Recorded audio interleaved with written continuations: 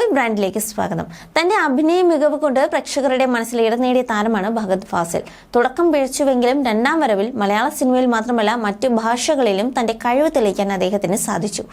ആവേശത്തിലെ രംഗണ്ണനാണ് ഇപ്പോൾ തരംഗമായി മാറിയിരിക്കുന്നത്. കഴിഞ്ഞ ദിവസം കോതമംഗലം പീസ് വാലി ചിൽഡ്രൻസ് വില്ലേജിന്റെ ഉദ്ഘാടനത്തിനെത്തിയ ഫഹദ് പറഞ്ഞ കാര്യങ്ങളാണ് ഇപ്പോൾ ചർച്ചയാകുന്നത്.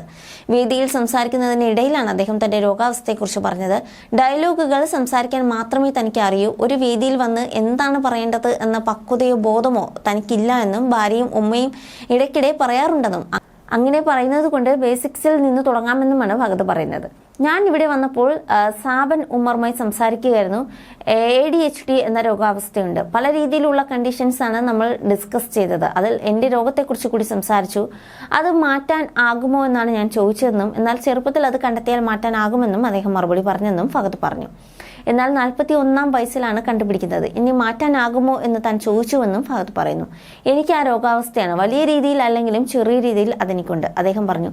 ഇവിടെ താൻ കണ്ട ചില മുഖങ്ങൾ തനിക്കൊരിക്കലും മറക്കാനാകില്ലെന്നും ആ മുഖങ്ങളിൽ നിന്നും എന്തോ വെളിച്ചം തന്റെ ഉള്ളിലേക്ക് കയറിയിട്ടുണ്ടെന്നും വിശ്വസിക്കുന്നുവെന്നും ഫഹദ് പറഞ്ഞു. ആ വെളിച്ചം കിട്ടാൻ തന്നെ പീസ് വാലിയിലേക്ക് എത്താൻ സഹായിച്ച ദൈവത്തോടും മറ്റും സംഘാടകരോടും നന്ദി പറയുന്നുവെന്നും ഫഹദ് പറഞ്ഞു. പീസ് വാലിക്ക് ആവശ്യമായ എന്ത് ചെയ്തു തരാൻ താൻ തയ്യാറാണെന്നും തന്നെ കാണുമ്പോൾ നിങ്ങൾക്ക് ചിരിക്കാൻ കഴിയുകയാണെങ്കിൽ അതാണ് നിങ്ങളോട് ചെയ്യാൻ കഴിയുന്ന ഏറ്റവും വലിയ കാര്യമെന്നും ഫഹദ് പറഞ്ഞു. നാഡീവ്യൂഹ വികാസവുമായി ബന്ധപ്പെട്ട ഒരു തകരാറാണ് attention deficit hyperactivity disorder. ഇത് കുട്ടികളിലാണ് സാധാരണയായി കണ്ടുവരുന്നത്. അപൂർവമായി മുതിർന്നവരിൽ ഈ സ്ഥിതി തുടർന്നു വരാറുണ്ട്.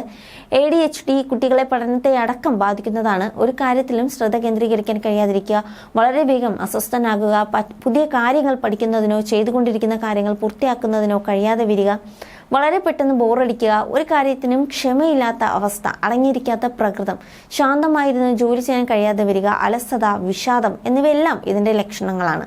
ന്യൂറോളജിക്കൽ പ്രശ്നങ്ങൾ, മാസം തികയാതെയുള്ള ജനനം കുറഞ്ഞ ഭാരവും, ജനിതക ഘടകങ്ങൾ, പാരമ്പര്യവും കുടുംബചരിത്രവും, അതുപോലെ മസ്തിഷ്ക പരിക്കും ആഘാതവും ഒക്കെയാണ് ADHDയുടെ കാരണങ്ങൾ. മുതിർന്നവരിൽ ചില ലക്ഷണങ്ങൾ ഇതൊക്കെയാണ്: സമയം ക്രമീകരിക്കാൻ കഴിയാതെ വരിക, ഇഷ്ടമുള്ള ചില കാര്യങ്ങളിൽ മാത്രം അമിതമായി മുഴുകി ഇരിക്കുകയും അപ്പോൾ ചെയ്യേണ്ട മറ്റു കാര്യങ്ങൾ മറക്കുകയും ചെയ്യുക, കാര്യങ്ങൾ കൃത്യമായി പ്ലാൻ ചെയ്യാൻ കഴിയാതെ വരിക, എന്തിനാണ് മുൻഗണന കൊടുക്കേണ്ടതെന്ന് തിരിച്ചറിയാത്ത അവസ്ഥ, എടുത്തു ചാടി തീരുമാനങ്ങൾ എടുക്കുക, ഒരു കാര്യത്തിലും സ്ഥിരതയില്ലാത്ത അവസ്ഥ, ഒരാൾ സംസാരിക്കുമ്പോൾ അതിൽ ശ്രദ്ധ കേന്ദ്രീകരിക്കാൻ കഴിയാതെ വരിക, ചോദ്യങ്ങൾ ചോദിച്ച് തീരും മുൻപ് ഉത്തരം പറയുക, മറ്റുള്ളവർ സംസാരിച്ചു കൊണ്ടിരിക്കുമ്പോൾ ക്ഷമയില്ലാത്തത് മൂലം ഇടയിൽ കയറി സംസാരിക്കുക, ഇതൊക്കെയാണ് ലക്ഷണങ്ങൾ.